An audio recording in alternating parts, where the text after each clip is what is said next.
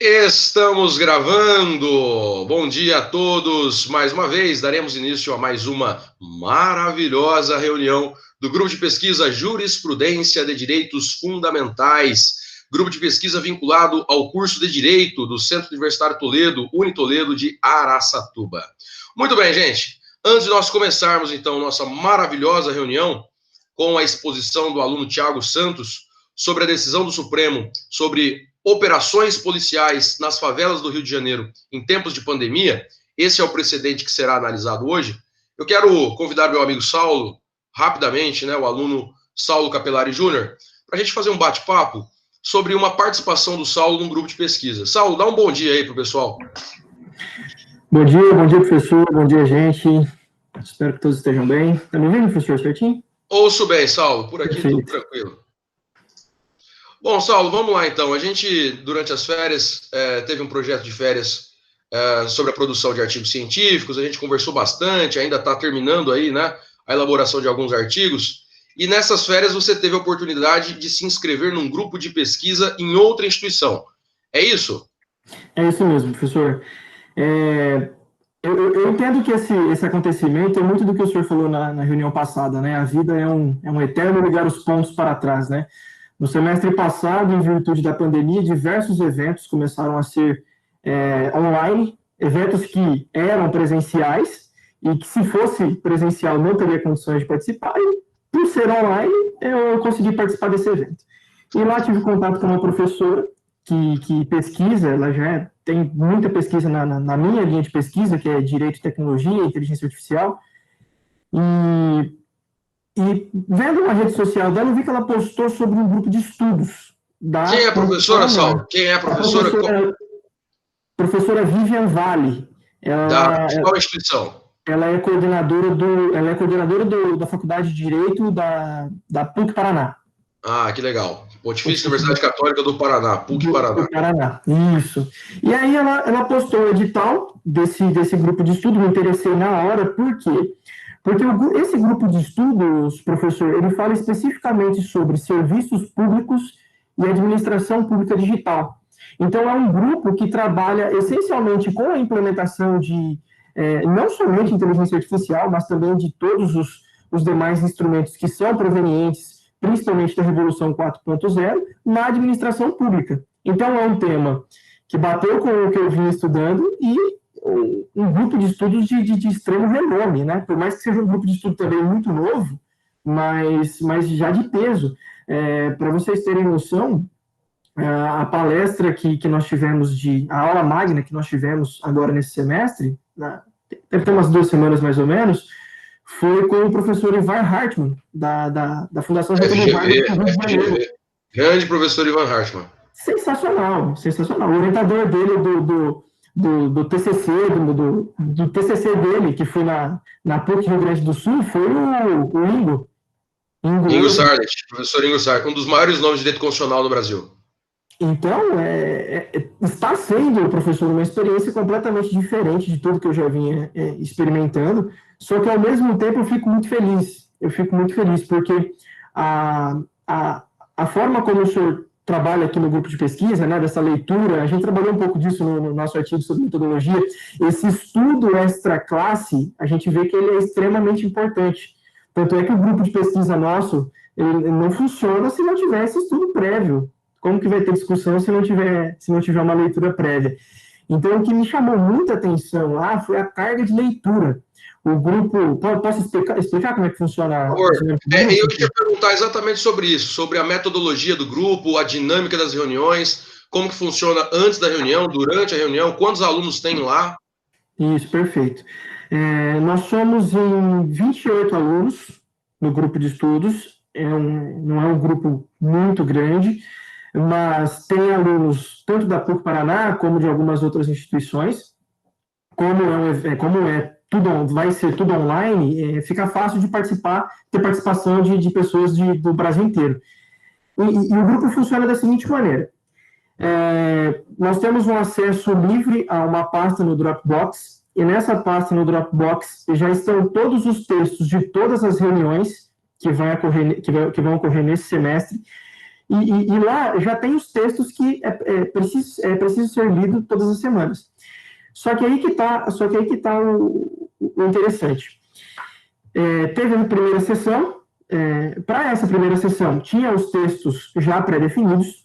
Eu tenho que ler esses textos e, veja bem, fazer um fichamento desses textos, e os textos são em português, inglês e espanhol. Não são textos apenas em inglês, apenas em português. Tenho que fazer um fichamento, entregar esse fichamento com 48 horas de antecedência e um questionamento proveniente dessa leitura. Se eu não entregar esse fichamento, eu não posso participar da reunião.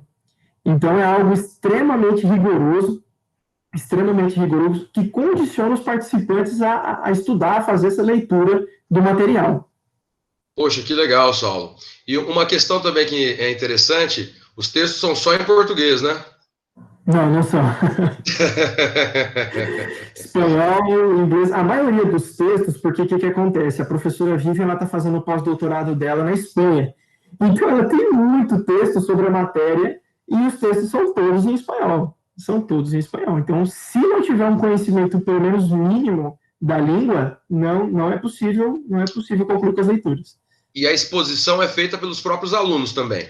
Pelos próprios alunos. A gente tem meia hora, a reunião dura em torno de 1h30.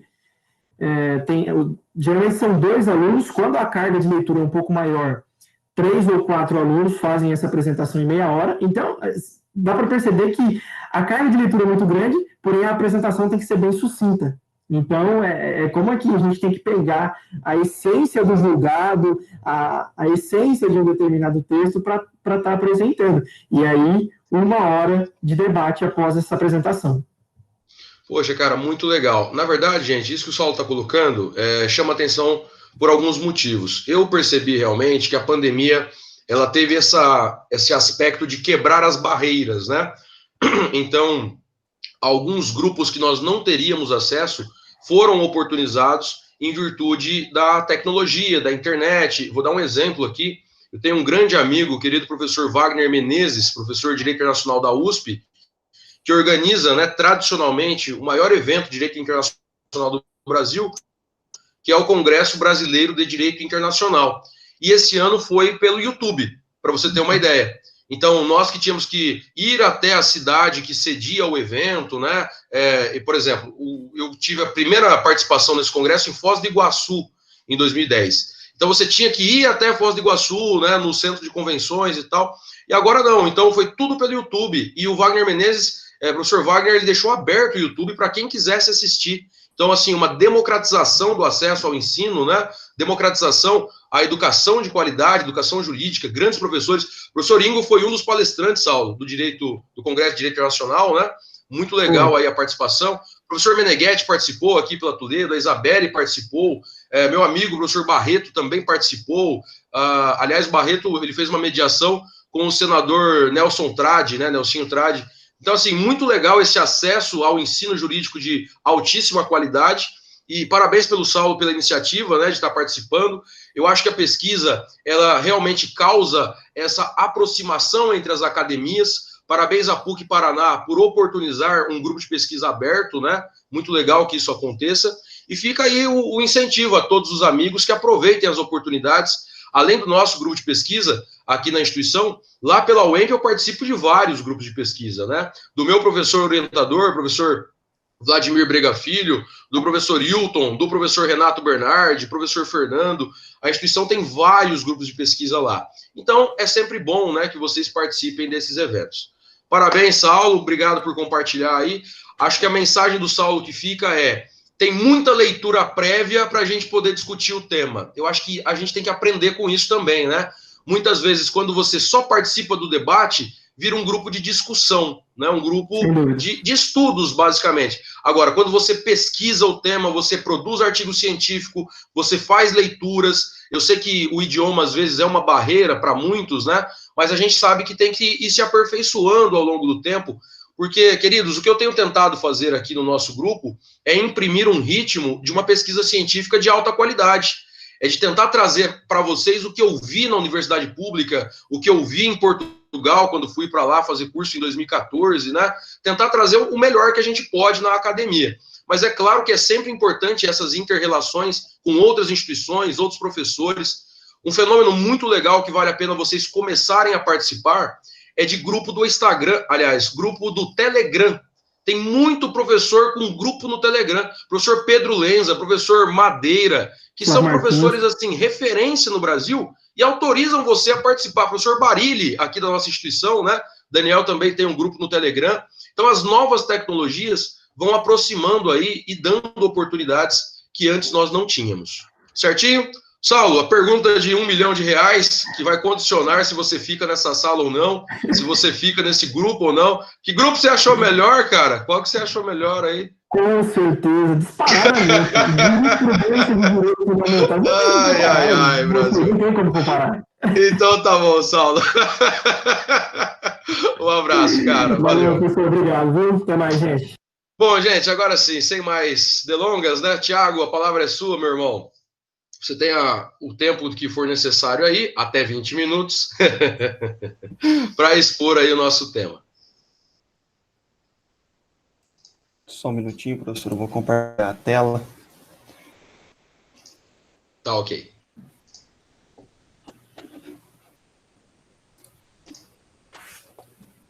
Todos conseguem ver os slides?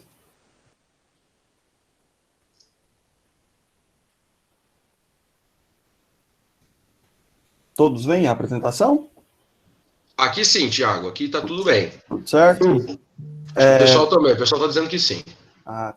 Eu só não consigo te ver, cara. Só tô vendo a apresentação, é isso mesmo? Depois eu volto à câmera. Entendi. Você vai fazer um suspense. Vai fazer um suspense. Então tá bom. Tiago, a palavra é sua. Você tem 20 minutos, tá? Um grande abraço. Muito obrigado, professor, pela oportunidade. Eu gostaria de agradecer a todo mundo que veio, né, no domingo, no sábado de manhã, tá aqui. É um pouco complicado, especialmente aos alunos do 5º ano, que a gente está bem acelerado com as coisas do núcleo e tal. Muito obrigado pela presença de todos. E pelo interesse dos alunos do 1º ano, todos os alunos. A pesquisa científica é muito importante para aqueles que querem seguir carreira acadêmica. E é fundamental participação em grupos de pesquisa, né? O Saulo entrando nos grupos da PUC, tem muitos grupos de estudos aqui no Brasil mesmo, que a dificuldade da língua some. Então, desculpa do idioma e tal, às vezes isso é facilmente superado, né? Google Tradutor resolve muita coisa também. Mas hoje nós vamos falar sobre a intervenção, né, a proibição das operações policiais nas favelas no Rio, nos tempos de pandemia. Isso se deu no bojo da Arguição de Descumprimento de Preceito Fundamental 635. Né? Eu vou fazer uma explanação bem rápida para depois a gente entrar nas discussões, porque eu não quero tomar muito tempo nessas questões para que eu não opine agora, para que a gente possa discutir isso depois. Uma DPF é uma ação do controle concentrado de constitucionalidade. E ela é regida pelo artigo 102, parágrafo 1º da CF e pela Lei 9882 de 99. Né? Ela é uma ação muito importante porque ela tem um objeto muito mais amplo do que os das ações diretas de inconstitucionalidade e das declaratórias de constitucionalidade, que também são ações do controle concentrado. Então, você sempre vai ver a DPF sendo julgadas no Supremo com temas muito relevantes. Por exemplo, a DPF 54, que tratou da interrupção da gravidez dos fetos anencéfalos, e a gente tem, por exemplo, a DPF 442, que trata da interrupção da gravidez até a 12ª de gestação. Então, é muito importante que você estude o controle de constitucionalidade, essas ações, e para quem gosta de pesquisa, estudar a DPF é bem interessante. Essa ação foi proposta pelo Partido Socialista Brasileiro, em face dos atos normativos e não normativos do governador do estado do Rio de Janeiro. O partido afirmou que as letalidades nas ações policiais cresceram muito, e isso se deu pela forma com que o governador tratou a segurança pública. A DPF tinha 18 pedidos, os pedidos tinham 18 itens, alguns desses itens com subitens. Então, é uma ação bastante extensa. Se você entrar no site do Supremo, você consegue ter acesso à inicial do PSB. com todos os argumentos que eles usaram, e lendo as iniciais de ADPF, vocês vão notar que ela é uma ação, eu considero ela uma ação muito bonita, porque ela sai um pouco só do critério técnico, frio do direito constitucional, e aceita aspectos mais políticos, mais históricos, sociais. Isso é bastante interessante. Em especial, esses pedidos recaíam sobre a inconstitucionalidade do decreto 27795 de 2001 e o artigo 1º do decreto 46775 de 2019. Vamos começar pelo 27795. Tinha um decreto de 1994 que vedava o uso de helicópteros em operações policiais como arma. Então, o helicóptero não poderia ser utilizado em confronto direto. Veio esse decreto e falou que a vedação, esse é o texto do decreto de 94, e ele dizia que as armas só poderiam ser utilizadas depois de desembarcadas no helicóptero. Então, o helicóptero era somente um meio de transporte. Você não poderia atirar de dentro do helicóptero. Aí veio um decreto de 2001 que afirmou que essa vedação trazida não se aplicava mais. Então, em resumo, nas situações de apoio policial, os helicópteros passaram a poder ser utilizados em confronto direto, né? É uma observação interessante que eu faço aqui. Quando a gente vai estudar ações do controle concentrado, geralmente não fica só naquele texto legal. Sempre tem alguma outra lei que está envolvida, e isso torna o estudo do controle de constitucionalidade muito difícil, porque, às vezes, isso passa por todo o ordenamento jurídico, e não só pela Constituição Federal, né?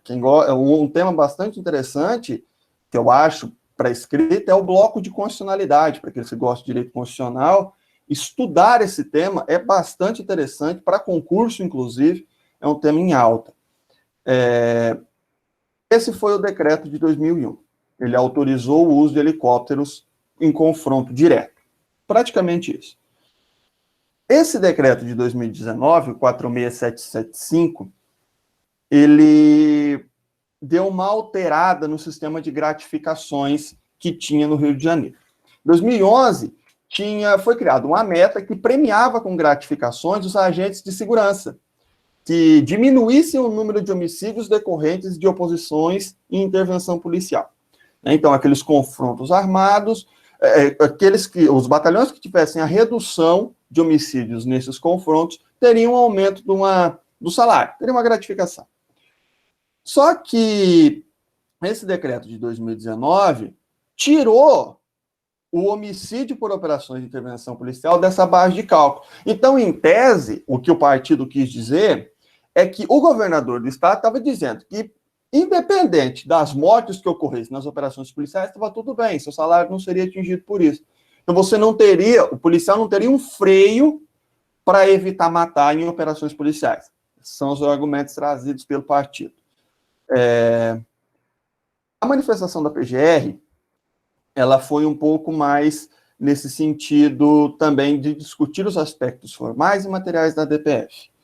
Ela pediu a improcedência da ação no que se refere à atuação do Ministério Público. Como eu disse, tinham 18 pedidos nessa ação, e a maioria deles recaía sobre a atuação do Ministério Público, né? E a Procuradoria reconheceu que a atuação do MP estava dentro da possibilidade deles, né? Eles não estavam se excedendo em nada, inclusive não estavam omissos.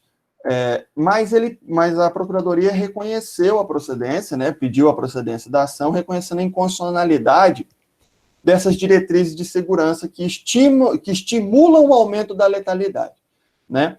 Nessa questão, a Procuradoria citou violações ao direito à vida, à igualdade, à segurança, à dignidade da pessoa humana, citou o caso do Brasil versus a favela Nova Brasilândia, que a Corte Interamericana de Direitos Humanos analisou razoabilidade, proporcionalidade nas operações policiais, inclusive uma decisão muito legal de se ver. E o ministro Edson Fachin foi o relator dessa ação, né? Os votos do ministro Fachin eu acho eles bastante interessantes para serem estudados, porque ele é muito didático. Ele tem um resuminho do voto antes. É bem legal. Você vê onde as bases constitucionais, infraconstitucionais, a jurisprudência, é tudo muito organizado.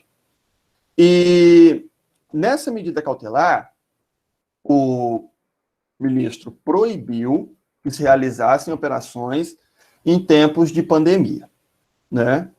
Salvo em hipóteses absolutamente excepcionais que devam ser devidamente justificadas e comunicadas ao MP.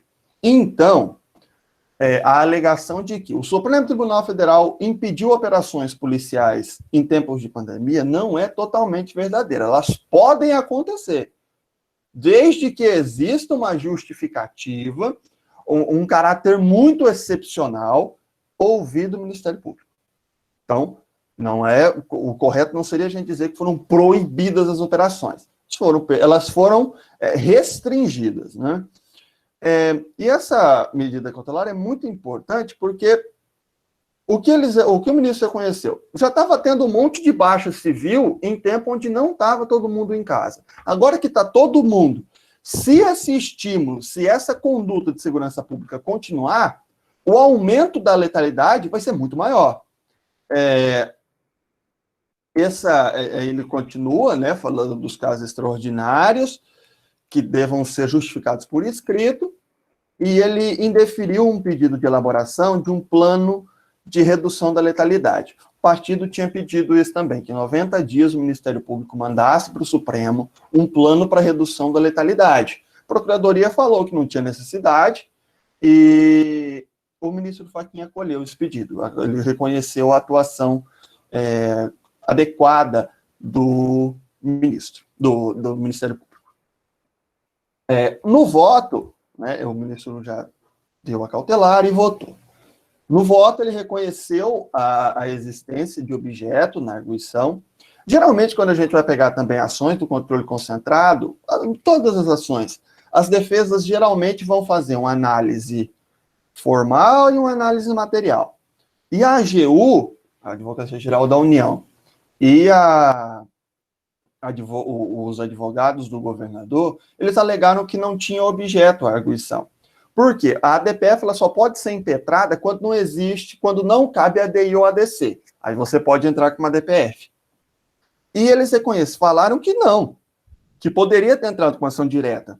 Então, a ADPF não podia ser utilizada. E o governador ainda alegou que a intervenção do Supremo violaria a separação de poderes. Também é um argumento muito comum nessas ações diretas, né? A separação de poderes, ainda existe essa ideia de que os poderes eles são independentes e harmônicos, mas às vezes parece que eles querem ser absolutamente independentes. Ninguém se mete no governo executivo ou no legislativo, né?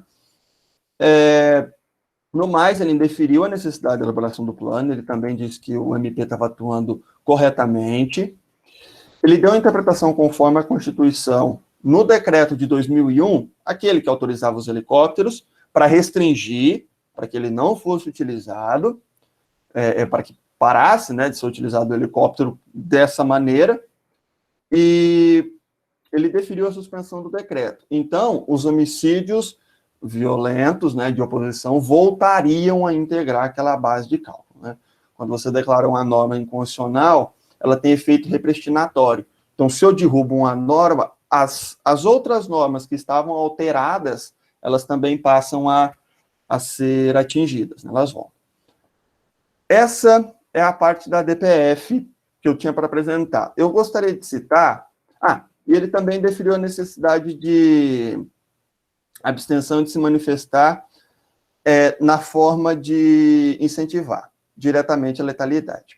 Governador, teve uma DPF já, a 595, se eu não estou enganado, que o pessoal entrou para que o governador parasse de incentivar a morte, o uso de força letal contra a criminalidade. Aquele negócio de tirar na cabecinha, que vai atirar para matar, essas coisas. E eles falaram que não, que eles entraram com ação pedindo para que o governador parasse de falar.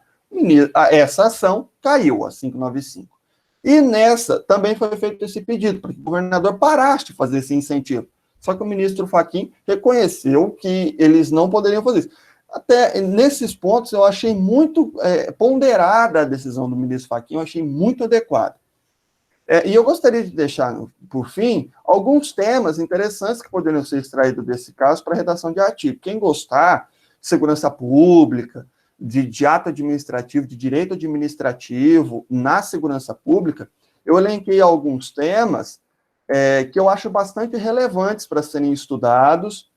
Eu, em especial, esse último, do caráter democrático da DPF, quem tiver interesse e tempo, porque as ADPF são longas, dá para fazer estudos de caso muito interessante sobre essas ações, né?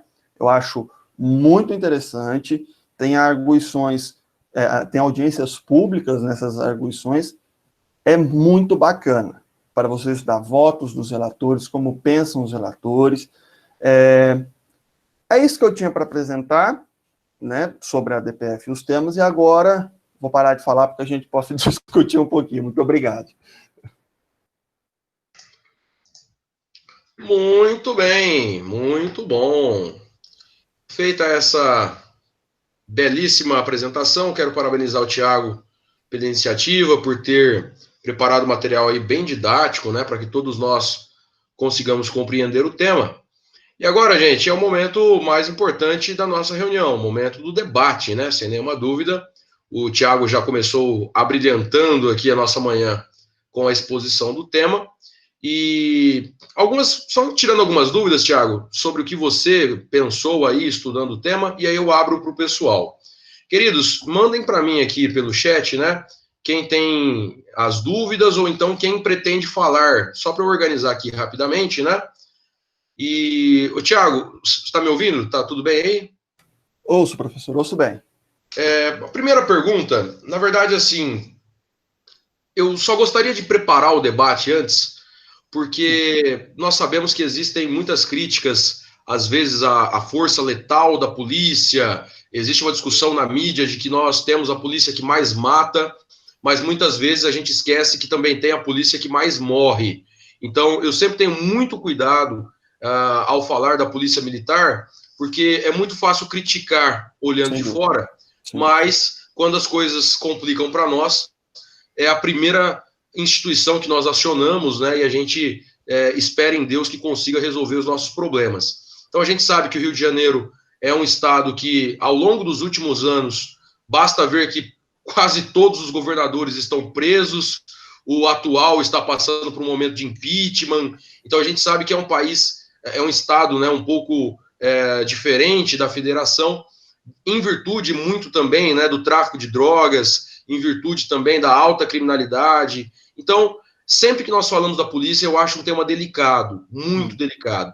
Mas a grande questão é a seguinte, Thiago, a minha primeira pergunta, eu vi alguma discussão, porque algumas escolas colocaram placas dizendo, no telhado inclusive, né, não atire escolas, né, não atire escola.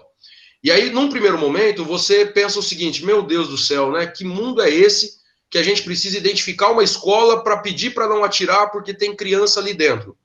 Aí depois, alguns criticam dizendo o seguinte, professor, na verdade, essa placa é uma estratégia dos próprios traficantes para criarem um tipo de fortaleza ali para não serem atingidos por projéteis, enfim, por tiros de arma de fogo. Oi. Só uma interrupção. Essa estratégia foi utilizada, inclusive, pelo Talibã. Sim. Escondiam armamento de guerra embaixo de hospitais, de escolas, e o drone, ele não identificava a escola, só identificava o armamento. Explodiu muito hospital escola, na Síria, na Líbia, por conta dessa estratégia. Sim. Então, a minha questão é a seguinte, a gente sabe, é evidente que ninguém quer, né, que um helicóptero suba o morro atirando, é evidente que ninguém pretende isso, mas a gente tem um verdadeiro fronte de guerra muitas vezes, né? A gente sabe que, infelizmente, quando uma das imagens que mais me tocam é quando eu vejo uma criança de 10, 12 anos com um fuzil na mão. Então, é praticamente uma vida que está sendo perdida ali, né? Uma vida que não tem sentido. E a gente tem que lembrar que, muitas vezes, o desenvolvimento do tráfico de drogas ele é tão intenso, exatamente pela ausência do Estado, muitas vezes também, né? O Estado não consegue chegar em alguns lugares de periferia, e aí o traficante, ele vira o dono do morro mesmo, é o cara que resolve o problema, é o cara que paga a cirurgia da mãe, é o cara que fornece gás. Aí a gente tem um outro problema, que é a formação de milícias também, que é um tema muito delicado, né, que a gente tem enfrentado no Brasil. Então, queridos, eu só estou fazendo essa primeira intervenção para a gente nortear o debate de uma forma técnica, né, de tentar levar o assunto de alto nível, sem esse conhecimento raso, muitas vezes, que a gente observa em programas televisivos. Mas a minha primeira pergunta, Thiago, você considerou acertada a decisão? Pelo que você estudou, o contexto, você concorda? Tem algum ponto que você não concorda? O que você achou? Certo. Como eu disse, a decisão do Fachin eu gostei muito, eu achei muito ponderada, porque, é igual eu falei, foi mal interpretada a decisão, né? A mídia, inclusive, não tem esse tempo para expor uma ação do controle concentrado para todo mundo, ninguém vai entender. Então, eles simplesmente falam, proibir a operação no Rio de Janeiro. Isso não é verdade. Pode ter operação desde que seja justificado. O que deveria ser desde sempre. Né? O Ministério Público sempre deveria ter sido ouvido nisso. Porque, querendo ou não, o mais interessado no combate à criminalidade é o Ministério Público, porque ele atua como advogado da sociedade, praticamente. Né? O uso do helicóptero. Eu acho que o uso dessa arma com um efeito dissuasivo é muito importante. Né? Eu acho que a utilização desses helicópteros é necessária, mas não da maneira como estava sendo utilizado. A Procuradoria, quando você lê a manifestação deles, dos motivos, da finalidade dos atos administrativos, o procurador trabalha muito bem isso. O governador, ele desviou a finalidade do helicóptero para utilizar ele como arma de guerra. Inclusive, o Rio de Janeiro adquiriu um helicóptero usado no Vietnã. A melhor arma de combate do mundo, a melhor aeronave de combate do mundo. Então, é necessário o uso do helicóptero, mas não da maneira como está sendo utilizado. Professor, eu posso passar 20 segundos, um vídeo rapidinho? Claro, Thiago, claro. Eu vou Tomara que dê certo, porque às vezes é um pouquinho, trava um pouquinho, mas vamos tentar. Vamos tentar. O Eduardo já está se manifestando que quer falar, então é o primeiro inscrito. Quem mais gostaria de fazer alguma pergunta, alguma observação, gente? Vai mandando aqui no chat. Eduardo, na sequência você já fala. Símbolo da luta contra o tráfico de drogas no Rio. Sim. O helicóptero Fênix da Polícia Militar Carioca em chamas. Tiros disparados por traficantes derrubaram a aeronave. Quando você parte para uma área vermelha, para uma área de risco, você está sujeito a tudo. Você está exposto a tudo. É um risco nosso. Eu, principalmente, vi o fogo adentrando pela cabine, na parte de baixo, por conta do combustível que tinha vazado embaixo da aeronave. Imagine, entendeu? Você está operando com um helicóptero e tem bala de fuzil entrando por debaixo dele e a aeronave pegando fogo. Entende? O uso do helicóptero é complicado. Você chegar a falar que você vai utilizar helicóptero contra traficante porque pode morrer civil. Só que o traficante tem arma que derruba helicóptero. Né? É muito difícil chegar no equilíbrio dessas operações. Eu recomendo, inclusive, o Roda Viva sobre Segurança Pública, maravilhoso, com o desembargador Edson Brandão, muito, muito técnico, muito bom. É uma discussão de gente que entende segurança. É bem interessante. Para quem gosta do tema, eu recomendo. Muito bom, Thiago. Bom, vamos lá então. Pela ordem aqui, o primeiro a falar, Eduardo. Pode falar, meu amigo.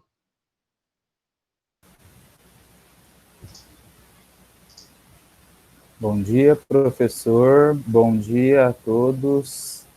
Né, analisando, né, todas as situações aí apresentadas,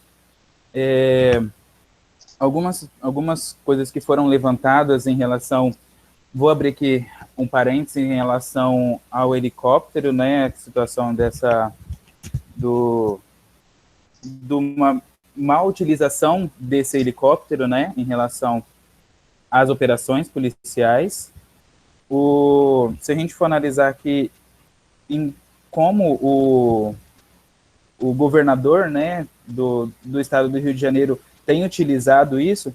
Se a gente pegar uma postagem dele aqui do dia 4 de maio de 2019, ele está dentro do helicóptero, né, e ele coloca aqui que ele está, no caso aqui, que ele está naquele momento, a ponto, no caso, pronto para poder combater os bandidos da periferia ali, na qual ele estava junto com a polícia ali naquele momento. Mas, ele não é papel dele fazer isso, né? E a forma como ele apresenta essa situação não é a maneira correta também, né? Em relação aí a forma de como governador apresentar a questão da segurança pública, né? Se a gente for também analisar aqui em relação às operações, né, dentro das comunidades, abrindo também um parênteses em relação à situação do coronavírus, a gente vê que muitas pessoas, abrindo aí a situação, perderam seus empregos. Houve muitas pessoas que deixaram de receber ajuda por conta dessas operações policiais que são realizadas dentro das comunidades. Então, às vezes, por exemplo, ajuda humanitária que poderia chegar a essa comunidade não chega, muitas vezes, por conta dessa situação de guerra que acontece dentro delas, né? Se a gente for analisar também em relação à letalidade policial, né, a violência policial, né, e o seu aumento dentro das comunidades periféricas, a gente vê que, no caso aí, em relação, por exemplo, se a gente for pensar aí no caso João Pedro, de 14 anos, ou entre outras realidades, de crianças que não só são vítimas dessa situação das operações policiais dentro das comunidades, né, pessoas muitas vezes inocentes, mas também em relação às crianças que, muitas das vezes, como foi apresentado aí mesmo pelo professor, começam a fazer parte dessas milícias ou grupos aí de tráfico de drogas dentro das comunidades. Se a gente for analisar também aqui em relação aos casos que muitas vezes acontecem dentro das comunidades e a letalidade policial dentro das comunidades também, se a gente for analisar assim, se aumenta a letalidade policial, isso diminui a questão da violência dentro das comunidades, né? Ou, no caso, a violência no geral. Se tem uma maior presença da polícia, vai ter uma redução da violência no geral. Se a gente for analisar assim, segundo aqui o Anuário Brasileiro da Segurança Pública, né? Deixa eu pegar aqui na minha colinha, só um minutinho. Se a gente for pensar aqui em relação a isso, no ano de 2019, houve uma redução de mortes por intervenção do Estado, mas também houve uma redução em relação aos homicídios dolosos no geral. Então, uma coisa não justificou a outra, porque se deveria ter uma maior presença, né, uma maior presença policial, automaticamente essa questão das violências deveriam ser diminuídas, e não é o que acontece normalmente. Quanto menor a presença da intervenção policial, mais está sendo a questão dos homicídios dolosos ou violências no geral. Então, tem uma coisa que está dando contradição aí em relação a essas questões das políticas públicas realizadas. Outra questão também que eu estava aqui pensando em relação à questão do coronavírus no geral, né, a questão da sensibilidade, né, do próprio governador em questão da política pública realizada em determinado momento. É necessário, sim, realizar a questão da política pública em relação à segurança pública, né, as políticas em relação à segurança pública, mas existe também uma questão de saúde, né? Não só saúde das pessoas que estão dentro da comunidade, mas como também dos próprios policiais que estão agindo dentro das comunidades. Porque existe também não só a questão da segurança pública, mas o direito à vida, né? Em toda essa questão. Então, numa situação em que as pessoas precisam ter saúde para poder trabalhar, né? E tendo toda essa questão de caos dentro das comunidades, isso impede com que elas possam ir trabalhar, e também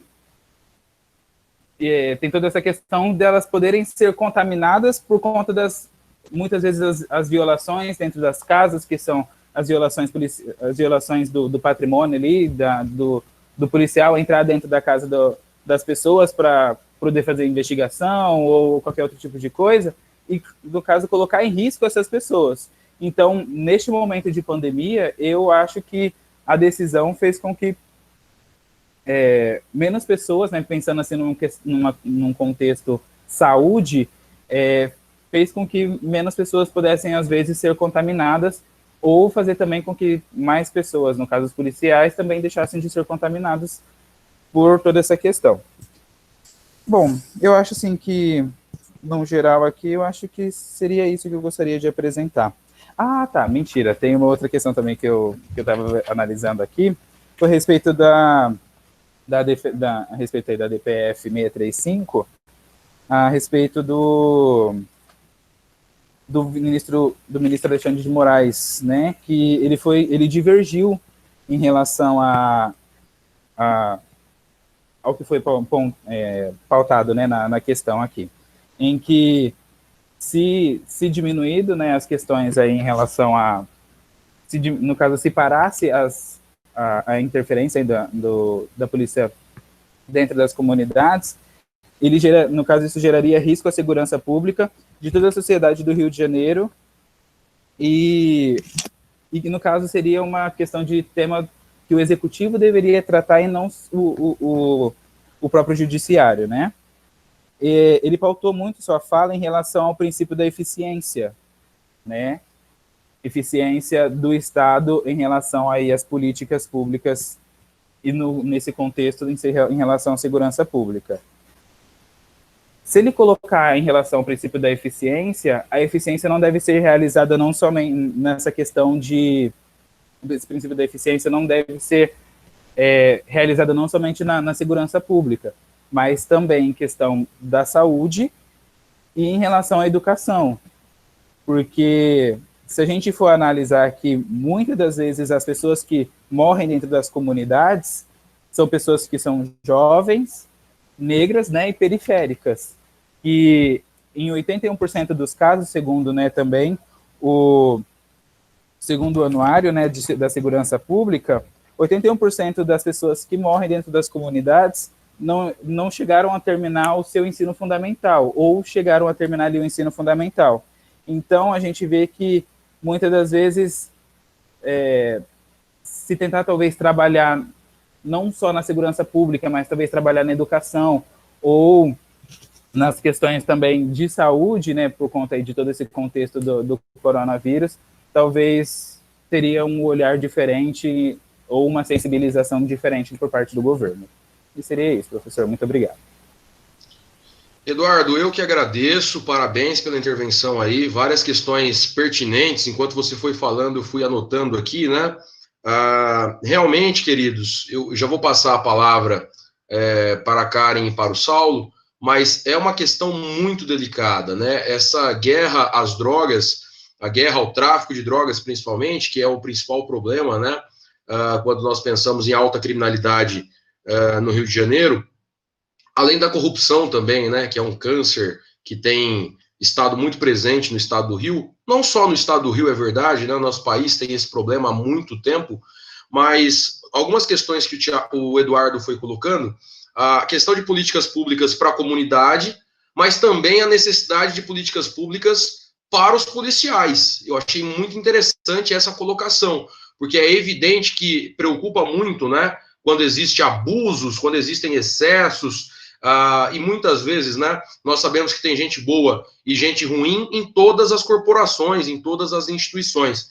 mas foi uma questão que me chamou bastante atenção, Eduardo, a questão das UPPs, né, que foi uma experiência que nós tivemos não faz muito tempo, as unidades de polícia pacificadoras, que também merece um estudo mais aprofundado.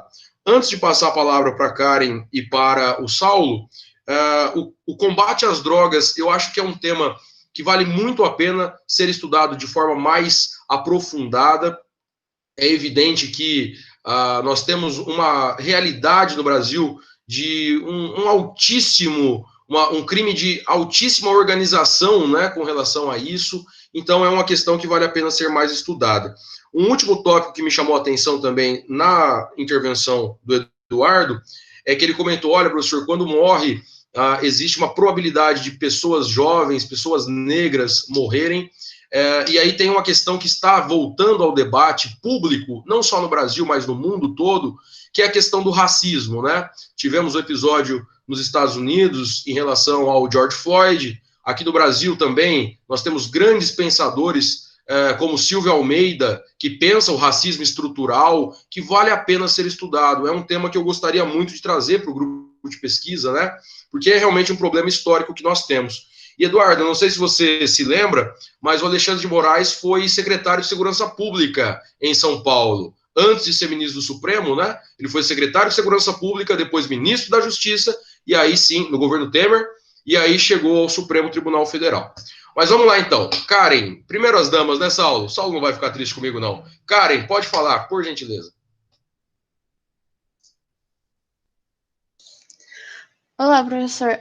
Eu só gostaria de abrir um parênteses aqui, porque no meu primeiro semestre de Direito Penal, eu fiz uma pesquisa com alguns adolescentes do Rio de Janeiro que moravam em algumas favelas.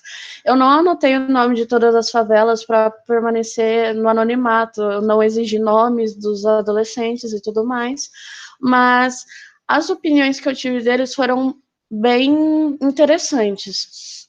Eu tive várias opiniões e, muito pelo contrário, o pessoal do Rio de Janeiro, eles têm uma opinião de que querem que a polícia intervenha mais dentro da favela do que era de se esperar. A minha pesquisa era de que como solucionar essa questão do tráfico, essa questão da violência dentro de uma região pequena, como uma favela ou uma cidade do interior. E a solução que eu fiz uma pesquisa com os moradores daqui de Birigui, dei um questionário de minha própria autoria para alguns universitários e também para uns adolescentes do Rio. E esses adolescentes do Rio, eles se mostraram muito descrentes da atual forma que a polícia e o Estado vêm se posicionando. Eles se veem totalmente submissos a como o tráfico atua, o tráfico, não só o tráfico, mas como os traficantes, os bandidos atuam dentro de uma favela, e dizem que eles querem mais rigor do Estado, e ao contrário daqui, por exemplo, de uma cidade como Birigui, Araçatuba e região, o pessoal daqui tende a ser muito mais liberal. As pessoas que eu entrevistei daqui da minha cidade, Birigui, elas se mostraram muito mais suscetíveis a atividades assim, alternativas como a liberação das drogas, a legalização das drogas como alternativa para tirar a força do bandido. Já essas pessoas que moram dentro do meio mais nocivo, eles se mostraram assim mais reclusos a aceitar esse tipo de alternativa. Eles preferiram bem mais que, por parte do Estado, houvesse um reforço do que a polícia esteja fazendo, do que o Estado esteja fazendo. Eu só quis abrir esse parênteses, professor. Obrigada. Karen, eu que agradeço, muito oportuno, parabéns pela pesquisa, né? Muito interessante. O Tito Judice está dizendo que a realidade é totalmente diferente das situações. É muito interessante isso, queridos, porque a gente vive no interior do estado de São Paulo, graças ao bom Deus, nós não temos, né, os mesmos problemas que cidades metropolitanas. Quem conhece o Rio de Janeiro sabe que basicamente são duas cidades diferentes, né? A Zona Norte e a Zona Sul é bem diferente ali. Até a questão da favela mesmo, muito presente numa parte da cidade, na outra nem tanto, mas é uma questão aí que vale a pena ser estudada com mais calma. Saulo, pode falar, meu amigo. Tá me ouvindo, professor? Ouço bem, ouço bem. Não, beleza. Não, eu queria fazer um comentário, professor. Na verdade, o senhor até já fez já, que eu não lembro o nome do menino que o Eduardo comentou primeiramente.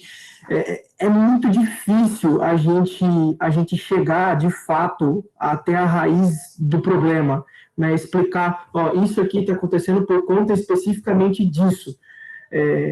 Principalmente a desigualdade social no Brasil, a gente vê que ela tem raízes que se ramificam de diferentes destinos e convergem no mesmo ponto, que é a desigualdade social, só que diversos fatores externos acabam influenciando.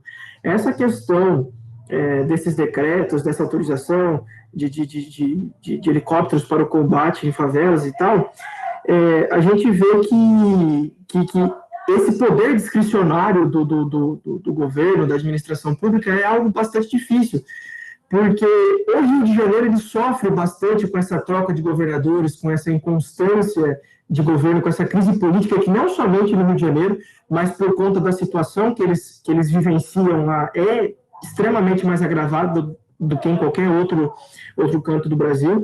E a gente observa que, por exemplo, na DPF 347, quando foi declarado lá o estado de coisa inconstitucional do sistema penitenciário brasileiro, a gente pode dizer que não só o sistema penitenciário brasileiro passa por esse estado de coisas inconstitucional, mas todo o Estado brasileiro.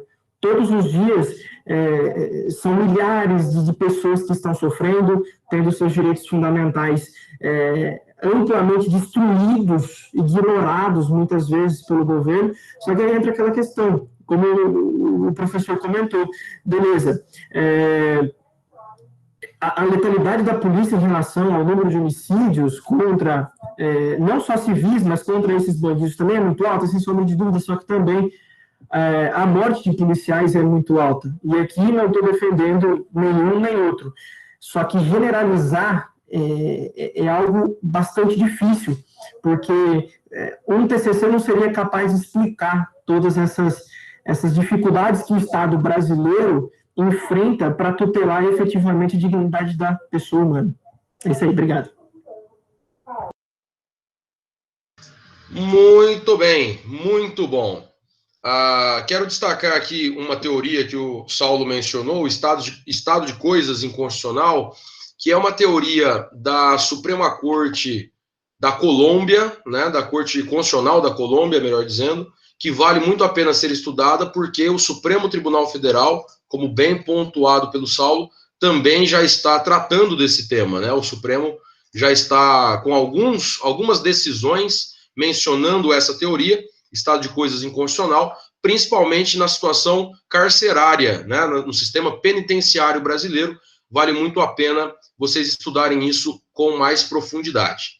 Bom, vou abrir a palavra para a Camila agora, e a Camila que vai apresentar na próxima reunião um caso muito interessante envolvendo a favela Nova Brasilândia versus Brasil, que é, fechando esse nosso primeiro bloco de discussão, né, um caso julgado pela Corte Interamericana de Direitos Humanos, o caso Favela Nova Brasilândia versus Brasil. Camila, a palavra é sua.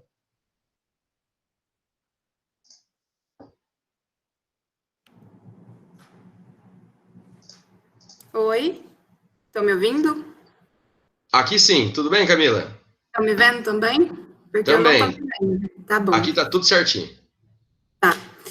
Eu gostaria de acrescentar também, eu até falei para você, eu acho que eu realizei o meu TCC sobre pluralismo jurídico e a intervenção dele nas favelas do Rio de Janeiro, na verdade, a falta dele, né, porque o ordenamento jurídico brasileiro ele foi formado pelo monismo jurídico, que é quando você estabelece uma única forma de se fazer as leis e do ordenamento jurídico num todo, para aplicar para todos os tipos de sociedade, mesmo elas sendo, às vezes, autônomas e tendo diferentes formas de se compor, assim, diante do liberalismo jurídico que acontece no Brasil. Mas, enfim, eu queria falar também sobre a segurança pública, que até o Eduardo, acho, tinha mencionado, porque quando a gente fala de segurança pública, da invasão dos camburões nas favelas, a gente está falando de segurança pública para que público?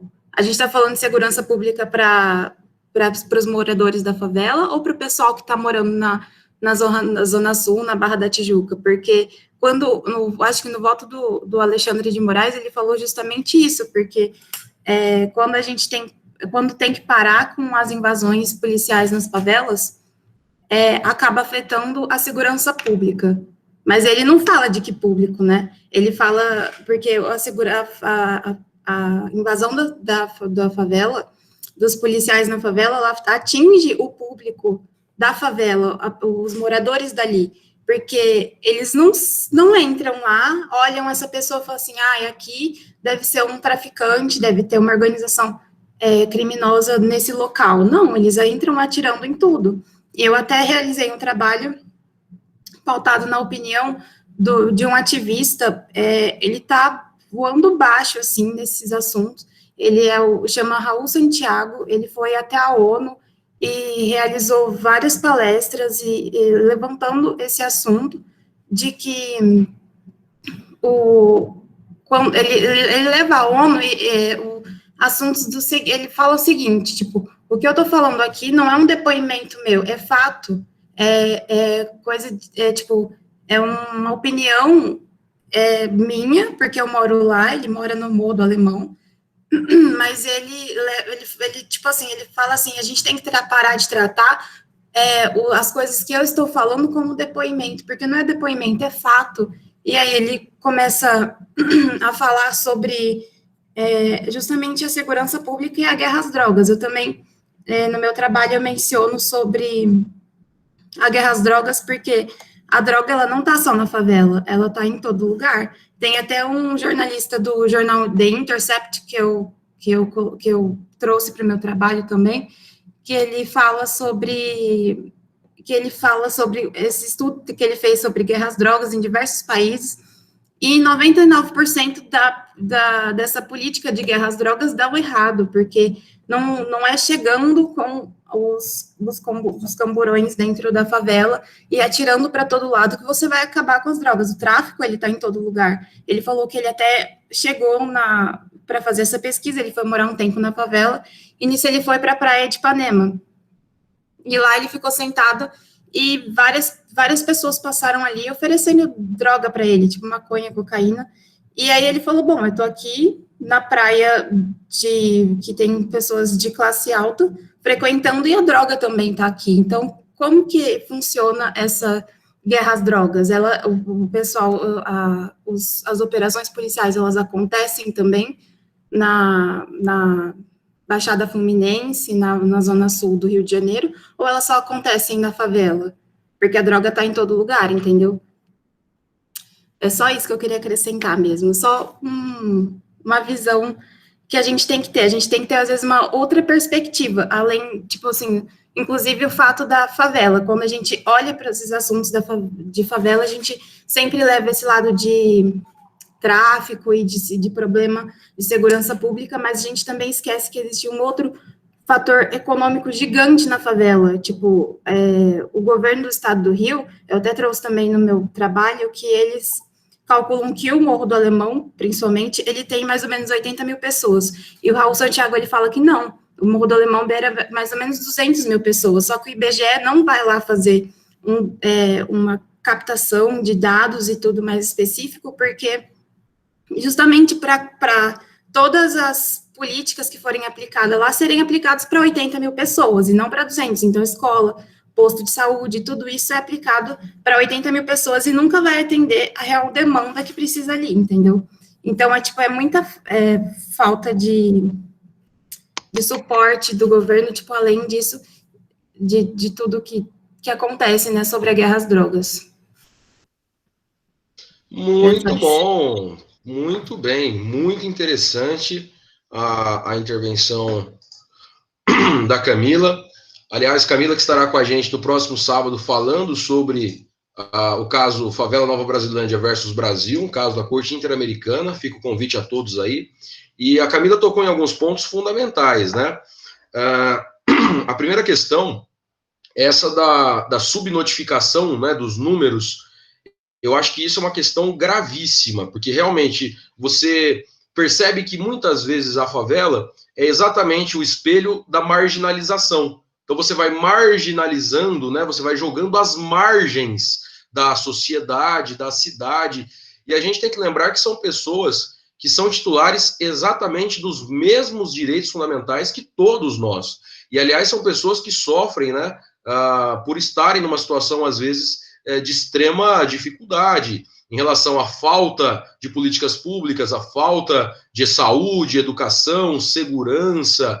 Então, essa é uma questão também que, muito bem pontuado pela Camila, a gente não pode criar um estereótipo de que a pessoa que mora na favela é um criminoso, é um traficante. Muito pelo contrário, tem muita gente boa, né, que mora na favela. Tenho certeza que a grande maioria, na verdade, dessas pessoas, a gente não pode associar a pobreza com a relação do crime também, assim, de forma indiscriminada. Então, é interessante porque me falta um pouco. Então, se a gente pensar a nível de governo, não só governo estadual, mas também governo federal, me parece que falta uma atenção especial, né, para as pessoas que moram na favela. Não é muito de interesse dos governantes tocarem nesses assuntos. Existe ali um confronto, né, entre o Estado e muitas vezes as dificuldades de acesso a essas pessoas, mas me parece também uma falta de interesse público por parte dos governantes, né, de pensarem em políticas públicas mais efetivas para quem convive aí, para quem mora nas comunidades. Um outro tópico, a Karen me parece que quer comentar também, Karen Lima, mas antes disso, Karen, a Camila tocou num outro ponto que eu acho fantástico, né, que é a questão se nós temos que descriminalizar as drogas ou não. Eu, sinceramente, não tenho uma opinião formada ainda.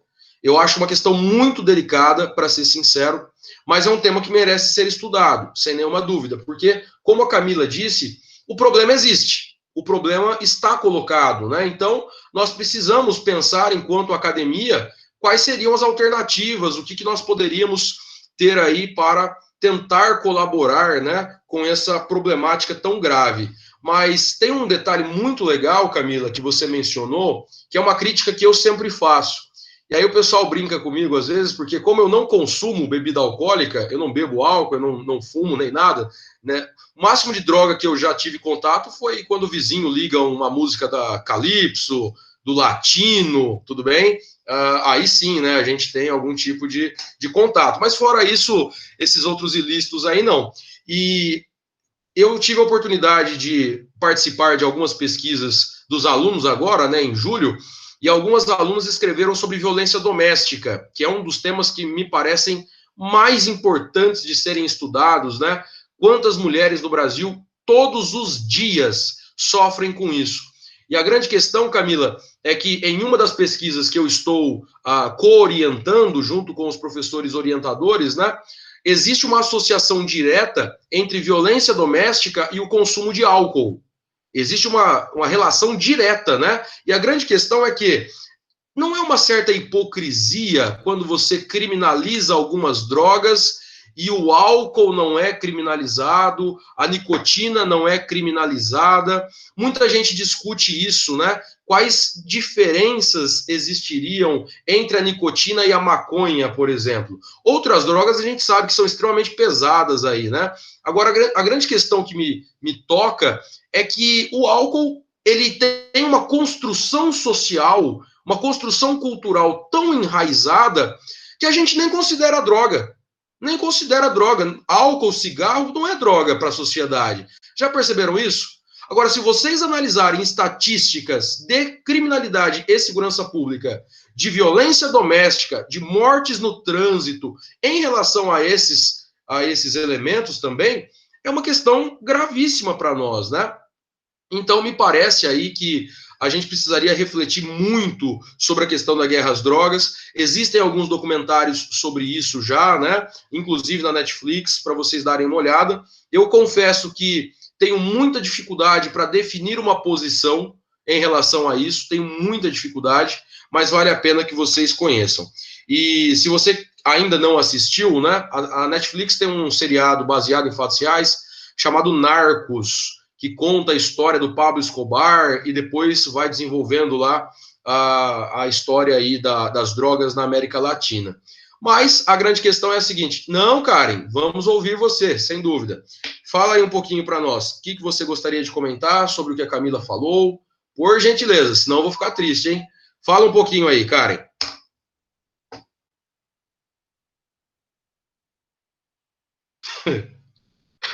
Ai, ai. Eduardo dizendo que nada melhor do que ouvir um déjà vu num domingo à tarde.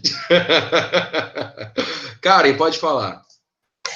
Então, professor, eu só queria abrir um comentário de que nessa minha pesquisa teve um jovem chamado Lucas que ele fez um relato muito interessante, muito emocionante até, de que quando você mora na favela, o governo e até mesmo as pessoas não se dispõem a ouvir como é a sua realidade.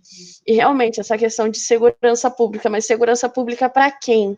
Ela muitas vezes não é colocada em pauta, porque dentro da favela, muitas pessoas, como ele mesmo disse, elas veem esses bandidos como se eles tomassem conta da favela, porque muitas das vezes você paga para esse delinquente e ele fornece a proteção que você precisa, porque a visão que eles têm lá dentro é que o policial vai chegar atirando e criança vai morrer. Então, a visão que eles têm lá dentro é que ninguém lá de fora vai ouvir eles de verdade. E que, na realidade deles, quem vai entender eles é quem mora lá dentro. O traficante, o bandido, o favelado. E na prática não é bem assim. A droga existe em todo lugar, o crime existe em todo lugar, só que ninguém se dispõe a ouvir quem está em situação delicada, em situação mais suscetível a esse tipo de situação tóxica. É basicamente isso, professor. Obrigada. Maravilha, Karen. Muito bem colocado, né? O que a Karen está colocando é uma questão importante, porque muitas vezes nós olhamos os outros com os nossos olhos. E é muito fácil para nós, que nunca tivemos, na maioria das vezes, pelo menos acho que a maioria das pessoas aqui, né? Nunca tivemos contato direto de convivência numa favela, tentar solucionar o problema deles. Né? Então, eu aqui da minha casa, no meu escritório, com o meu ar-condicionado ligado, vou trazer a solução para o problema da favela no Rio de Janeiro. Não, filho, é uma construção que tem que ser feita na base, não é mesmo? Acho muito legal isso que a Karen colocou, no sentido de que a gente precisa ouvir as pessoas que são da favela, as pessoas que moram nas comunidades, para entender quais são os problemas. E a gente está tendo um momento agora de eleições municipais, e observem isso, gente. Observem isso. Quais as propostas os candidatos a prefeito do Rio de Janeiro têm com relação às comunidades?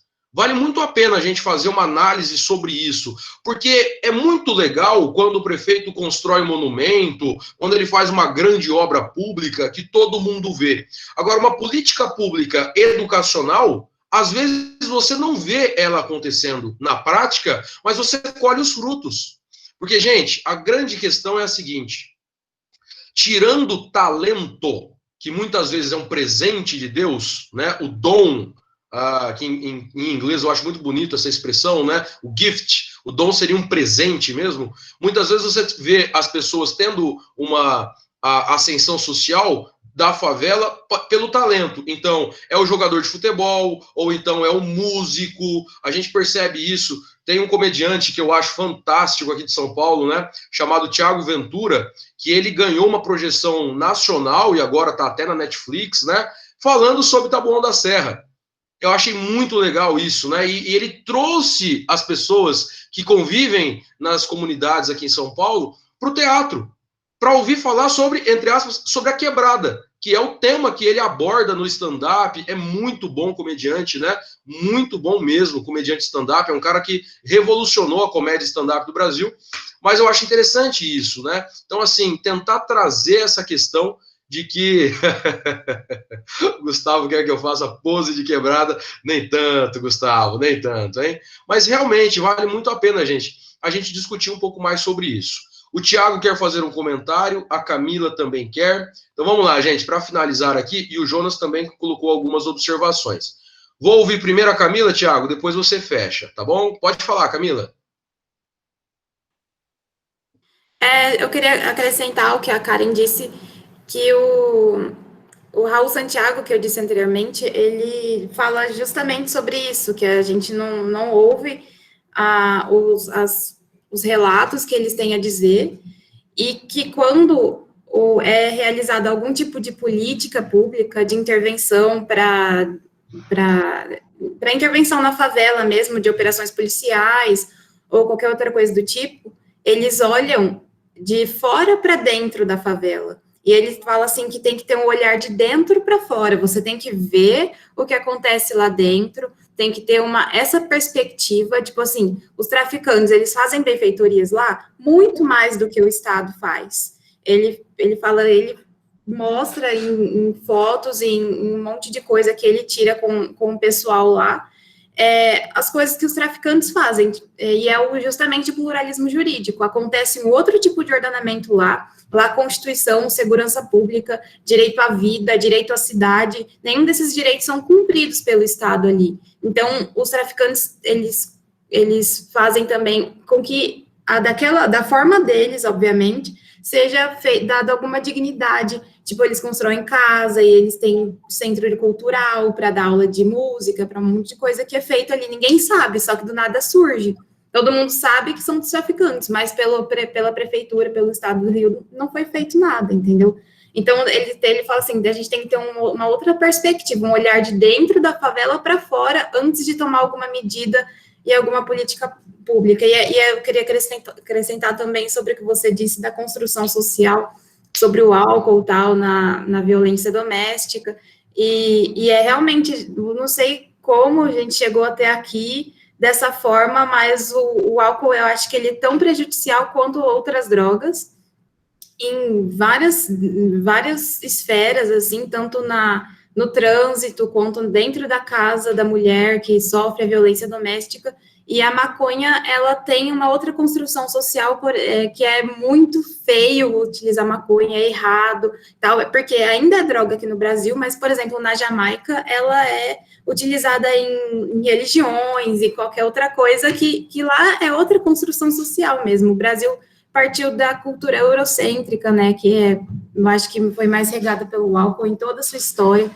É uma coisa que vem super da história mesmo, né, do Brasil. Então, era só isso mesmo. Muito bom, Camila. Duas observaçõezinhas, gente. Como nós não havíamos combinado ainda, né? Eu não vou pedir para que vocês abram as câmeras, porque eu sei que muita gente está de pijama ainda. Mas assim, queridos, de verdade, como a gente está gravando, né, a reunião do grupo e vai para o YouTube, para ficar na nossa página do blog também, se preparem para aparecerem mesmo, né, na câmera. O pessoal aqui hoje já começou a esquentar um pouquinho como vai ser o nosso semestre, né? Mas vale muito a pena, é sempre bom. Se você for muito tímido, não tem problema. Se você não quiser abrir a câmera, tranquilo. Mas é importante, né, para os alunos também, os amigos, verem vocês aparecendo aí. Deixa eu só ler alguns comentários aqui e já passo para o Thiago. A Micaele está dizendo que é basicamente um preconceito que existe, uma negligência, um direito básico que seria a segurança. Isso é muito pertinente, né, Micaele? O Jonas está dizendo, 2 comentários. Eu acho fundamental o que a Karen falou. Ouvir os locais de uma maneira geral, não somente os ativistas. Ô Jonas, tem um detalhe legal, cara. Tem muito prefeito que tenta fazer isso, que é o chamado governo participativo. Já ouviram falar sobre isso? Governo participativo? Então, na minha cidade mesmo, né, eu tenho um querido amigo, que hoje é deputado estadual, Itamar Borges, ele implantou isso em Santa Fé. Então, era um orçamento público participativo. Ele ia para o bairro, chamava o pessoal para ser ouvido e falava, olha, a gente tem essa verba pública aqui que dá para destinar. Qual que é o problema que a gente tem que resolver? É o asfalto, ou é a iluminação, é a praça? E aí o povo decidia em conjunto com o gestor. Eu acho sensacional isso, né? Então, assim, um governo participativo, de realmente participação na tomada de decisão. Claro que o administrador público tem diretrizes, né? E aí eu até recomendo, o Thiago escreveu um artigo muito interessante sobre discricionariedade com o professor Paulo Rigamonte. Logo, logo vai estar aí à disposição de vocês. Mas isso que a Karen comentou é realmente um ponto fundamental, né? A gente precisa ouvir as pessoas. Nós precisamos ouvir as pessoas para construir as soluções. O segundo comentário do Jonas, acho que tudo é vontade política, porque os policiais muitas vezes sabem quem são os agentes e não agem. Basta ver os vídeos de bailes funk, com vários homens armados circulando. E sobre falta de orçamento, vamos na pandemia que quando precisa surgem 500 bilhões de orçamento, agora como são aplicados é um problema. Questão da gestão do dinheiro público é sempre complicado. O Jonas está pedindo desculpa por escrever e não usar a câmera, não conseguiu isolar as filhas. Não tem problema, Jonas. Depois elas dão um oi para nós também aqui, sem problema nenhum. A Karen dizendo, afinal, para que serve a democracia, se não representar de fato a vontade e os problemas do povo? Ô Karen, mas aí você tocou num ponto muito interessante. Essa sua pergunta, segurança pública para que público? Achei muito legal, uma reflexão muito pertinente. Segurança pública para que público, né? Para quem a gente está pensando em segurança pública? E quando nós falamos em democracia, a gente tem tido um problema, queridos, e é por isso que eu sempre incentivo o estudo da história, né? O principal problema da história brasileira é a desigualdade, é a desigualdade. Nós sempre tivemos isso, a desigualdade do branco contra o negro, do rico contra o pobre, do escravo contra o livre, agora, né, do sudeste contra o nordeste, uma desigualdade absurda, né? Então, como que nós vamos ter uma plena democracia se a gente ainda tem tanta desigualdade social? Esse é um problema muito crítico. E aí, gostaria de ouvir o Thiago para a gente finalizar, já estamos terminando a reunião, 38 guerreiros ao vivo nesse momento, né? Então vamos lá, Thiago, pode falar. Só um comentáriozinho, a gente está discutindo bastante a política pública, né? O que fazer? Só que abre a câmera aí, Thiago, abre a câmera. Espera aí, vou abrir.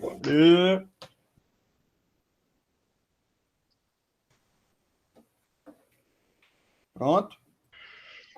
Sim.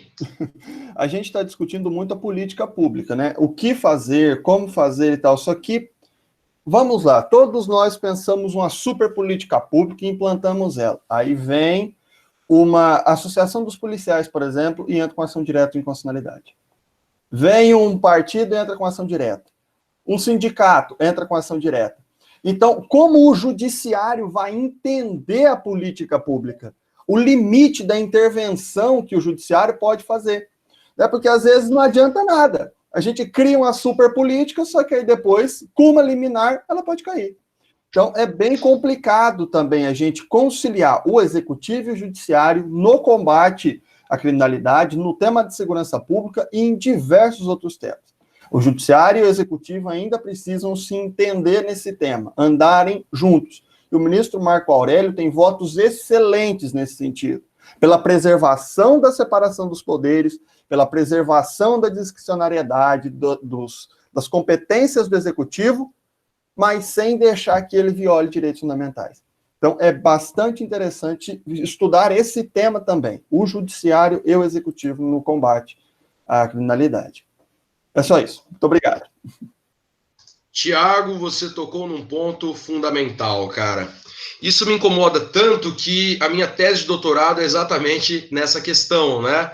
A questão da judicialização, a questão do ativismo judicial, e é um tema realmente que precisa ser melhor analisado. Porque, como disse o Thiago, a gente está vivendo um país que precisa da chancela do judiciário. Vocês conseguem entender isso? Então, assim, você cria alguma coisa e tem que esperar o Supremo falar se aquilo pode ou se aquilo não pode. E isso é muito prejudicial, porque, de uma certa forma, nós estamos tendo aí uma violação à separação dos poderes. Então, isso, Thiago, a ideia de supremocracia do professor Oscar Vilhena, né, inclusive. mas é algo que realmente me incomoda muito. Claro que o judiciário sempre deve ser acionado e sempre deve intervir na proteção à Constituição, principalmente na proteção a direitos fundamentais. Agora, tem questões que nós estamos analisando que, sinceramente, eu tenho um pouco de dificuldade de analisar se é uma questão do judiciário. Vou dar um exemplo. O judiciário está discutindo voto impresso, né? Então, temos votos já dizendo, olha, vai poder imprimir o voto, não vai poder imprimir o voto. Gente, será que essa é realmente uma questão constitucional que merece apreciação do judiciário? Se vai imprimir o voto, se não vai imprimir o voto? Queridos, deixa eu te contar um rápido segredo aqui. Democracia não é a sua vontade que prevalece. A democracia, muitas vezes, você acredita numa proposta, vota num candidato, você perde a eleição, e aí você tem que suportar a política de outro governante. Então, não é porque eu não concordo que eu tenho que levar isso para o judiciário. No Brasil tem ficado muito perigoso isso, e aí já há uma discussão, né, desde a questão das eleições da Dilma Rousseff, na questão de ter um impeachment que para muitos foi um golpe, para outros foi correto, mas tem uma ideia que eu acho muito legal, que os políticos ruins, não estou falando corrupto, político ruim você corrige no voto. Se o cara fez uma gestão ruim, basta que ele não seja mais eleito daqui para frente. Agora, tentar levar para o judiciário a solução de todos os problemas não é a melhor solução. Não é a melhor solução. Sobre o que o Thiago está falando, eu comprei alguns livros para tese recentemente, e um dos que eu quero indicar para vocês é uma tese de doutorado do Fabrício Lunardi, o STF na política e a política no STF. Olha que legal aqui, Thiago. Editora Saraiva, é um livro que saiu recentemente, saiu agora em 2020, saiu agora esse ano mesmo, o STF na política e a política no STF, Poderes, Pactos e Impactos para a Democracia, pela editora Saraiva. O STF na política e a política no STF. Bom, gente, eu estou muito feliz com essa primeira reunião com a liderança dos alunos. Me parece que foi um tema muito interessante, né? A participação de vocês, as intervenções. O nosso objetivo aqui, eu acho que, na verdade, essa é a missão de todo professor, é fazer você pensar, é fazer você refletir, né? Porque aprender conteúdo é algo que você consegue lendo livros, assistindo aula, assistindo cursinho. Agora, pensar os problemas, raciocinar os problemas, essa é uma questão que nos diferencia de tudo que existe. A nossa capacidade de raciocínio, a nossa capacidade reflexiva. Então, eu fiquei muito feliz porque o Tiago trouxe uma apresentação brilhante, os alunos que vieram depois fizeram intervenções que trouxeram outras questões, e eu espero que as nossas próximas reuniões sejam sempre assim, tá bom? Fiquei muito satisfeito, muito contente. A Vitória está dizendo, quanto a essa questão, fico mais preocupada com quem poderá intervir nessa questão, sendo eles o topo da pirâmide. Em relação ao Supremo, Vitória? Em relação ao Supremo, você diz? A gente tem que analisar com cuidado aqui, né? Em relação... Tem temas que, evidentemente, o Supremo tem que intervir. Agora, tem algumas questões que eu acredito que são questões do administrador. O que eu estou tentando fazer você entender é o seguinte, gente. Presta atenção no que eu estou dizendo aqui. Imagine que tem um lugar num bairro que dá para fazer uma construção. Aí você fala assim, professor, eu acho que tinha que ser uma quadra. Tinha que ser uma quadra de esportes ali, para incentivar o esporte. Beleza. Aí o outro fala assim, não, professor, na verdade ali é muito melhor que seja um centro comunitário para fazer uma festinha de aniversário, para ter as reuniões do bairro. E aí tem a galera que fala, uns querem a quadra, outros querem o centro comunitário. Aí o prefeito vai lá e toma a decisão, vai ser um centro comunitário mesmo. Aí o pessoal da quadra fala o seguinte, não, mas essa decisão é inconstitucional, e leva para o judiciário. Mas ela é inconstitucional porque violou a sua opinião? É isso que mais me preocupa nos dias atuais. A gente tem que respeitar as políticas públicas. Eu, particularmente, não concordo com o presidente da República em muita coisa, mas eu tenho que respeitar o voto que está nas urnas, né? A eleição que foi realizada. Então, se o Brasil entende que não é o melhor caminho, na próxima eleição, elege outra pessoa. Agora, se o Brasil entende que está indo tudo bem, reelege o presidente. A democracia funciona dessa forma. Agora, levar para 11 ministros a decisão sobre o futuro de tudo me parece muito preocupante. Me parece muito preocupante. Essa superdemocracia... É justamente nessa toada que o ministro Marco Aurélio vai, dessa interferência. É muito interessante. Sim. Vale a pena ser estudado com mais calma, né? Um tema aí muito interessante para nós. Queridos, e para a gente terminar, então, o pessoal já está com fome, né? A mãe já está brigando para vir almoçar. Então, vamos lá. Eu quero só indicar alguns livros para vocês, depois a gente faz uma relação para jogar no grupo de pesquisa. São livros que eu tenho lido em virtude das últimas pesquisas e que eu acho que vale a pena vocês conhecerem. Então, bem rapidinho, né? Se alguma editora quiser me patrocinar, eu faço sorteio. Se vocês tiverem aí contato, né? Pode mandar os livros que eu sorteio para a galera, com tranquilidade. Mas o negócio é o seguinte, aliás, com todo respeito ao presidente da República e ao ministro Paulo Guedes, mas essa história de taxar os livros, isso é um crime contra a humanidade. É um crime contra a humanidade. Eu sempre imaginei que livro tem que ser acessível, livro tem que ser barato. Uma das coisas que mais me chamaram a atenção foi um dia que eu cheguei no Super Mufato, aqui em Araçatuba, e o pessoal estava vendendo livro a R$10, ali no solo do mercado, no piso, né, na parte inferior do mercado. Livro tem que ser barato, gente, para as pessoas lerem. A gente é um país que não lê e a gente paga o preço pela ignorância. Rapaz, ficou bonito agora, hein? Alguém anotou aí para a história? A gente é um país que não lê e paga o preço pela ignorância. Ô, Saulo, vê se ninguém escreveu isso aí para mim, por gentileza. Vamos publicar, porque ficou lindo demais, né? Mas, enfim, vamos voltar ao que interessa. Mas é verdade, gente, é verdade, né?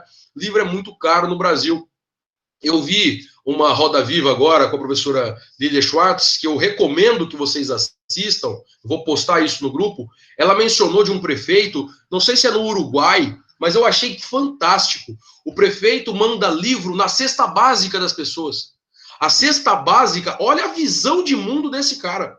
Tem os alimentos para o corpo e tem o alimento para a alma.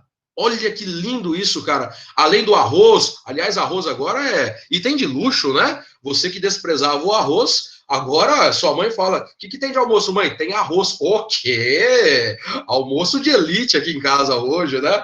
Pois é. Mas a questão é a seguinte, gente. Além do arroz, do óleo, do feijão, ele manda livro. Olha isso, cara. Eu acho fantástico, né? Eu acho muito legal. Tem uma palavra... Eu não lembro quem é o autor agora, sinceramente. É muito famosa essa frase que diz o seguinte: livros não mudam o mundo. Livros não mudam o mundo. Mas livros mudam pessoas. E pessoas mudam o mundo. Eu acredito muito nisso, né? Então é fundamental a leitura. Vou te indicar alguns livros aqui rapidamente.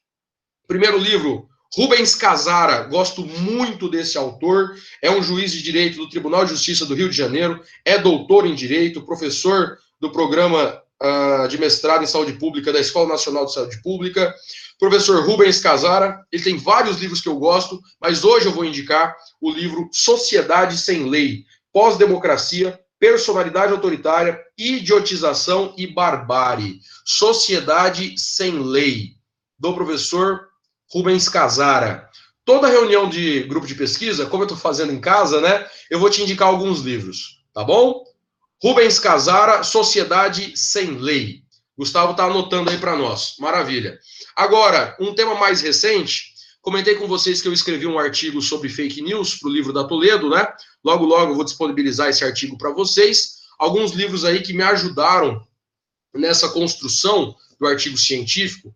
Perceba que nós temos que ler de tudo, hein, gente? Não é porque você vai se tornar um jurista que você só vai ler direito, não. A gente convive, na verdade, com a realidade das pessoas. Então, a gente tem que conhecer um pouquinho de tudo, né? Estou indicando o livro O Povo contra a Democracia. Por que nossa liberdade corre perigo e como salvá-la? Do Yascha Mounk. Yascha Mounk, ele é alemão, doutorou-se em Harvard e é professor da Universidade Johns Hopkins. Temos aqui, então, O Povo contra a Democracia. O Povo contra a Democracia. Gabriel Terenzi, que prestigia o nosso encontro, disse que esse livro é ótimo. Terenzi, você está aqui com a gente desde o começo ou chegou agora para mandar um oi? Tá muito quietinho se você está aqui desde o começo, hein, cara? Cheguei agora, eu estava tendo aula. Maravilha. Mas Gabriel, a reunião foi fantástica, cara. Foi sensacional. Se você tiver a oportunidade, dá uma olhadinha depois na gravação, tá? Foi muito legal mesmo. Eu vou ver o vídeo da gravação depois. Muito feliz de você estar aqui com a gente, tá? Peço até desculpas aí, eu tô tendo aula de sábado de manhã, mas eu tô por aqui. Tranquilo. Agradeço muito aí a presença do Gabriel, tivemos o Paulo Rigamonte e a Lara na reunião passada, a Bia também gravou o vídeo, né? Fica sempre o convite aí para os nossos amigos que estão lá no mestrado da UEMP.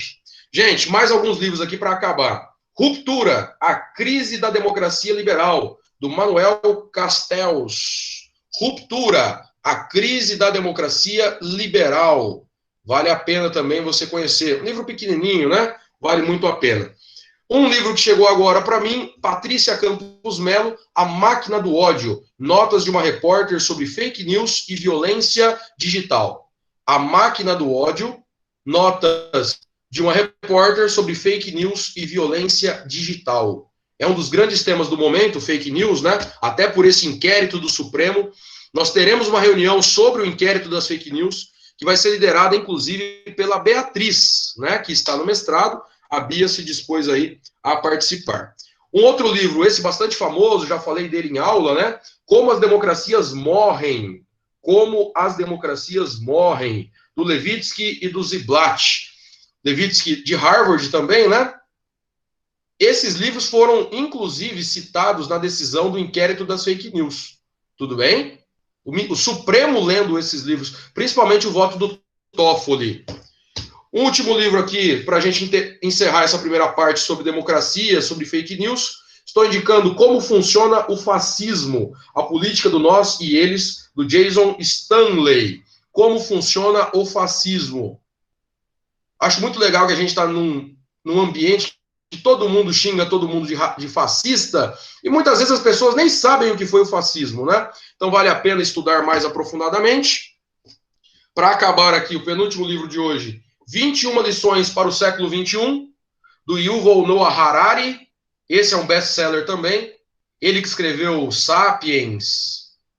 Ele tem 3 livros que são best-sellers mundiais. Estou indicando 21 lições para o século XXI, do professor Yuval Noah Harari, que é professor da Universidade Hebraica de Jerusalém. Ele é de Israel, né, nascido em Israel, e fez história na Universidade de Oxford. É um dos grandes nomes do debate público. E um último livro, agora mais do nosso grupo de pesquisa, né, o nosso tema mais relacionado ao direito constitucional, ao Supremo, um livro que eu estou achando sensacional, ainda não acabei a leitura, 1988, Segredos da Constituinte, os 20 meses que agitaram e mudaram o Brasil, do Luiz Carvalho. 1988 e os Segredos da Constituinte. Tiago Santos dizendo que esse livro é fantástico. Estou gostando muito também, viu, Tiago? E ele insiste, fantástico, com todas as letras maiúsculas. Muito bom. Tiago Santos dizendo que o Evandro Lins e Silva dizia, leia tudo, se sobrar tempo, leia direito. Muito legal a citação. Leia de tudo, se sobrar tempo, leia direito. Maravilha, gente. Muito bom, então. Queridos, eu quero agradecer demais a presença de todos. A reunião foi fantástica, né? Parabéns pela participação. Se preparem para a próxima. Camila, que hoje até participou aqui muito bem, né? Vai fazer a apresentação sobre o caso Favela Nova Brasilândia versus Brasil, uma decisão da Corte Interamericana de Direitos Humanos. As meninas aí, se preparem, né? Que eu sei que vocês têm que pentear o cabelo, passar uma maquiagem. Para a próxima reunião de sábado, quero todo mundo de câmera aberta na próxima reunião, tudo bem? E vamos em frente. Muito bom, queridos. Ô, Gustavo, eu vou mandar as indicações do grupo depois. Fica tranquilo que eu mando as indicações do nosso grupo de pesquisa. Muito obrigado ao Tiago Santos pela brilhante apresentação. Muito obrigado a todos os alunos que participaram hoje, aos alunos que ouviram, né? Fico muito feliz de ter aí 2 horas no sábado de manhã com aí mais de 40 alunos prestigiando o nosso grupo de pesquisa. Gente, grande abraço a todos, bom final de semana e até sábado que vem. Valeu, queridos, um abraço e tchau, tchau.